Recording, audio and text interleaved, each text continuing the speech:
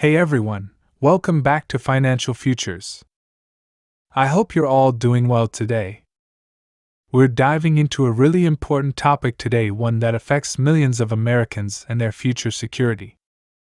If you're someone who relies on Social Security or is planning to in the future, then you're going to want to hear about the latest updates on 3 key bills and proposals aimed at Social Security. These pieces of legislation are being discussed in Congress right now, and they could have a big impact on the benefits you receive, either by increasing your payments or extending the solvency of the program for future generations. And before we get into these bills, a quick favor: if you could give this video a thumbs up, it helps the channel reach more viewers who are also interested in financial updates and Social Security news. Also, don't forget to subscribe if you haven't already, so you'll never miss the latest insights on personal finance, benefits, and more. Let's jump right into the first bill, introduced by Senator Sheldon Whitehouse of Rhode Island. Known as the Social Security Fair Share Act, this bill is aiming to address the long-term solvency of both Social Security and Medicare by making sure the nation's wealthiest earners are contributing their fair share. Currently, Social Security taxes only apply to earnings up to a certain cap, $160,200 as of 2024.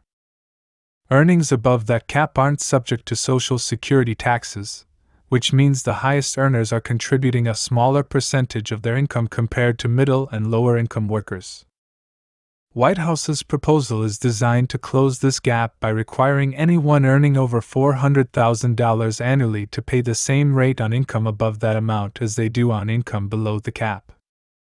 If implemented, this could extend Social Security's solvency by at least 20 years and Medicare's by an additional 20 years as well. This is a big deal because, without action, both programs are projected to face funding shortfalls in the near future. Medicare could see a funding gap by 2028, and Social Security by 2033, meaning benefits could be cut if solutions aren't found.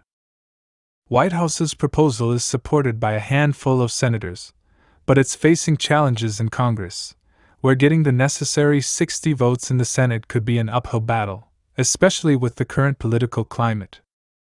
What do you think about this idea? Should the wealthy contribute more to help secure Social Security? Let me know your thoughts down below. Moving on to our second bill, which comes from a bipartisan group led by Independent Senator Angus King from Maine and Republican Senator Bill Cassidy from Louisiana.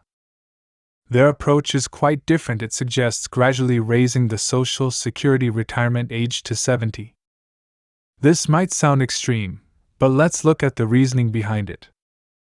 As life expectancy has increased over the years, more people are spending longer periods in retirement, which puts extra strain on Social Security's resources. The idea is that by increasing the retirement age, fewer people will be drawing on Social Security for as long. This proposal also includes other key changes, such as adjusting the formula for calculating benefits based on years worked rather than earnings, and establishing a sovereign wealth fund to invest in the stock market, which would ideally grow Social Security's funds over time. This sovereign wealth fund would start with $1.5 trillion in borrowed money, with the aim of generating an 8% annual return. But there's a catch: if the fund doesn't reach this target, both the Social Security tax cap and payroll tax rate would be increased to make up for any shortfall. Critics argue that relying on market performance could be risky, and there are concerns from both parties about raising the retirement age and taxes. Republicans generally oppose tax hikes, while Democrats are wary of making seniors wait longer to receive benefits. This bill is a mixed bag and raises some important questions. Should we raise the retirement age? Is it wise to invest in the market with Social Security funds? And most importantly, would this strategy actually keep Social Security stable for the next 75 years? Finally, let's talk about the Social Security Fairness Act, introduced by Representative Abigail Spanberger. This bill isn't focused on solvency, but rather fairness, specifically for public service employees like teachers, firefighters, and police officers. Right now, if you've worked a public service job with a pension, Social Security may reduce your benefits under two provisions: the Windfall Elimination Provision, WP, and the Government Pension Offset, GPO. Essentially, if you qualify for both a pension and Social Security, these provisions reduce or even eliminate your Social Security benefits, a practice that many argue is unfair. The Social Security Fairness Act would eliminate both WP and GPO, allowing these workers to receive their full Social Security benefits. The bill has strong bipartisan support, with over 300 co-sponsors in the House, which is a great sign for its potential to pass. This change could make a big difference for nearly 2 million people impacted by WP and another 800,000 impacted by the GPO. It's heartening to see such strong support for this bill, but we'll have to wait and see if it makes it to a vote and ultimately to the President's desk for signing.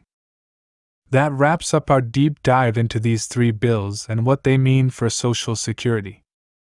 Each of these bills has different aims. One focuses on solvency by taxing the wealthy more, another on raising the retirement age, and the third on fairer benefits for public servants. I'd love to hear from you. Which bill do you think is the most practical or fair? Should Congress focus more on securing Social Security's future, or on making it fairer for everyone? Let me know in the comments which of these proposals you'd like to see passed, and if there's anything you would change about them. Don't forget to like the video if you found it helpful, and subscribe to Financial Futures for more updates like this. Thanks so much for watching, and I'll see you in the next video.